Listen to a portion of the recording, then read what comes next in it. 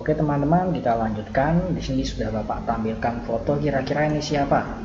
Ya, ini adalah Raden Ajeng Kartini. Ya, beliau itu siapa? Kita akan lihat. Nah, beliau ini adalah seorang pahlawan nasional yang memang memperjuangkan kesetaraan gender. Ya, kalau tidak ada RA Kartini, belum tentu kalian bisa sekolah. Ya, dia itu merupakan seorang putri dari Bupati Jepara waktu itu ya. Jadi memang kedudukannya ya sangat dihormati ya, tapi dia mempedulikan kaum wanita yang memang waktu itu tidak bisa sekolah ya. Kita akan lihat dahulu RA Kartini memang boleh sekolah ya. Dahulu RA Kartini itu memang boleh sekolah, tetapi hanya sebatas mempelajari bahasa Belanda. Tetapi hal itu sangat berguna untuk masa depannya, karena waktu itu dia mempelajari buku, surat kabar dan lain sebagainya, sehingga tahu dunia luar seperti itu ya. Nah, Kartini waktu itu hanya sekolah sebentar, setelah itu harus dipingit ya. Kalau wanita waktu itu masih ada yang namanya dipingit, jadi nggak boleh keluar rumah kalau mau menikah seperti itu ya. Ini yang dialami oleh RA Kartini, sehingga sekolahnya terhenti waktu itu. Tapi itu tidak menghentikan semangat Kartini untuk memperjuangkan kesetaraan gender ya. Di dalam kamarnya ia tetap membaca buku, membaca surat kabar dan lain sebagainya ya, agar mengetahui dunia luar. Nah, RA Kartini waktu itu mendirikan gerakan perempuan, tepatnya pada 1912. Untuk apa? Nah, untuk mengangkat derajat kaum perempuan melalui pendidikan. Karena sekali lagi waktu itu wanita ya, misalkan ada yang sekolah itu masih hal yang tabu ya. Wanita waktu itu belum boleh sekolah. Kalau Kartini boleh karena dia merupakan anak dari bupati. Nah, waktu itu ya perempuan itu konsepnya ya hanya menikah dan kemudian mengurus rumah tangga ya.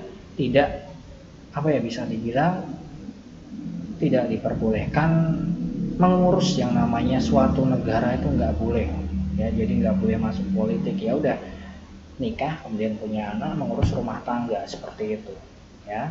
Nah, kemudian RA Kartini berusaha memperjuangkan derajat kaum wanita agar sama dengan laki-laki.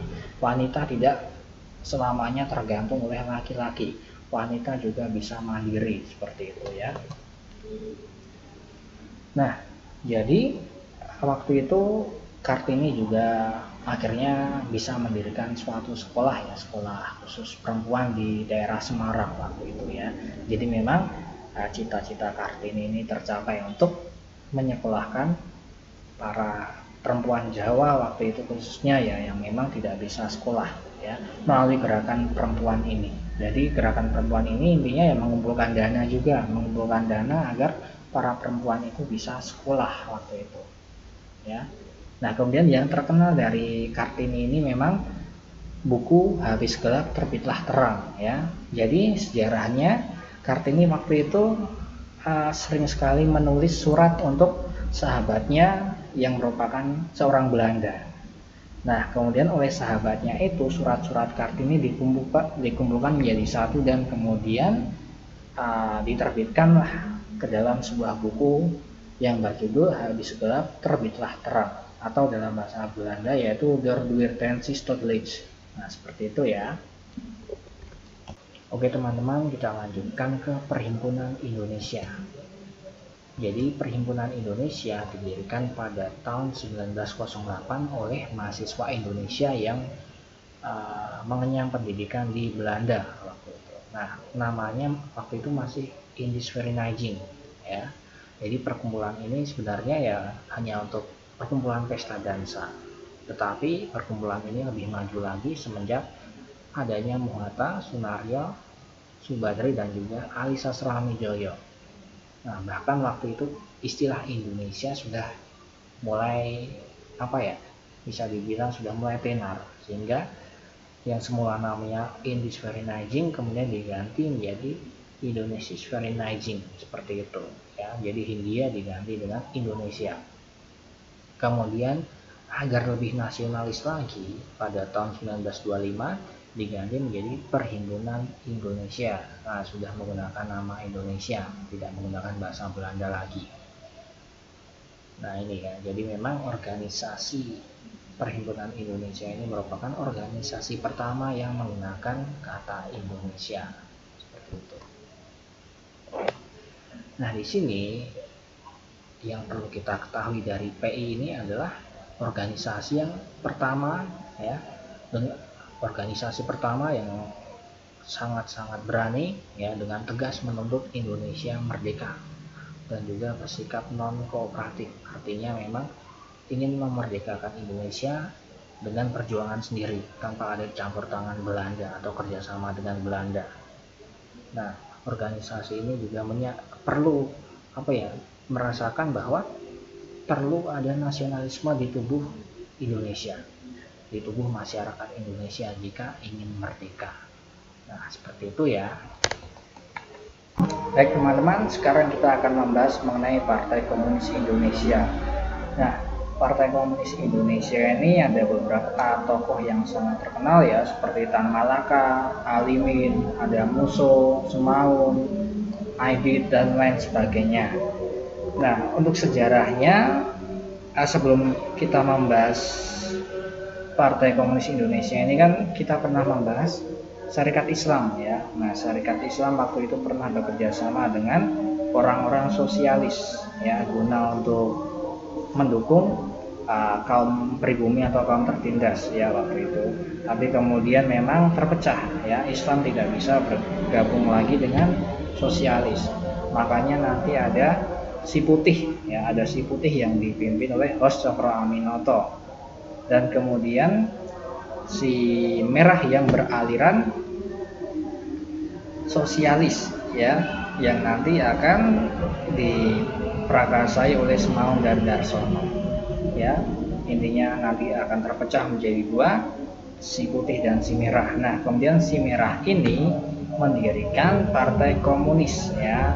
Jadi pendiri dari Partai Komunis Indonesia adalah Semaun dan Darsono, tepatnya pada 1920. Nah, di sini kebanyakan anggotanya itu dari SDV ya, sudah Bapak jelaskan juga sebelumnya, yaitu Partai Sosialis waktu itu yang didirikan oleh A.S. Nevlin. Nah, seorang Belanda yang waktu itu berhaluan sosialis. Nah, seperti itu.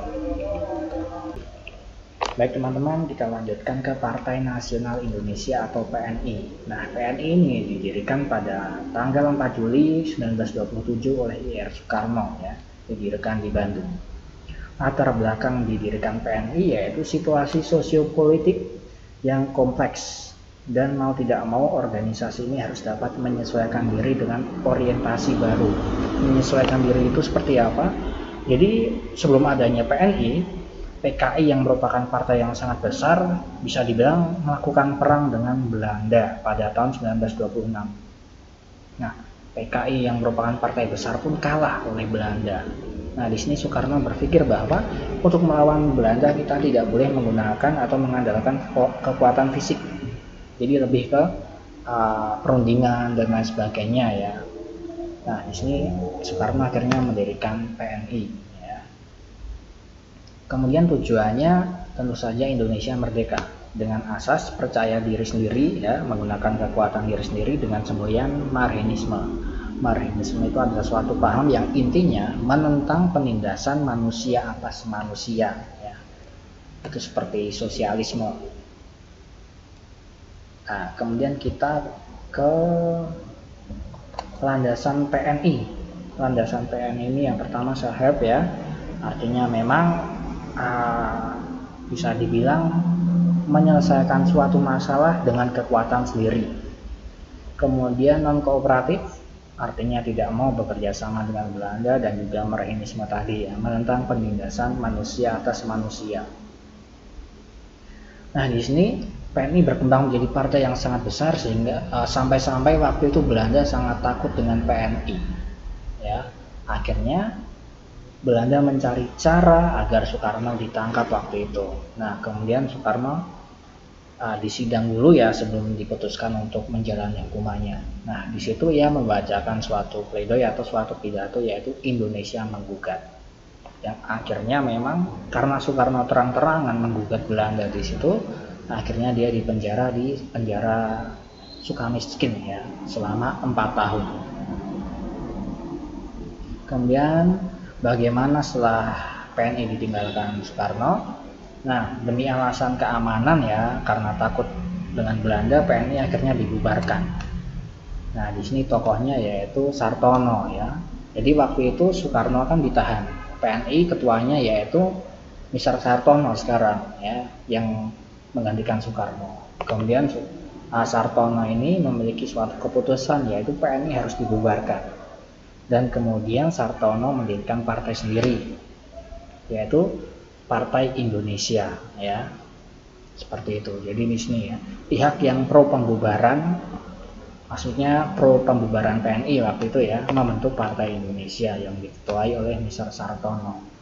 Tapi ada juga yang tidak setuju bahwa PNI itu harus dibubarkan, yaitu Muhammad Hatta dan juga Sultan Syahrir.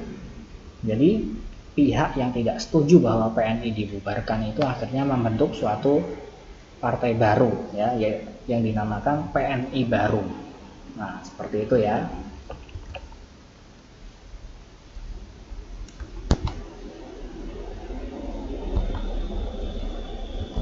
Nah, oke teman-teman, sebelumnya kan kita sudah membahas mengenai PNI ya. PNI terpecah menjadi 2, Partindo dan juga PNI baru.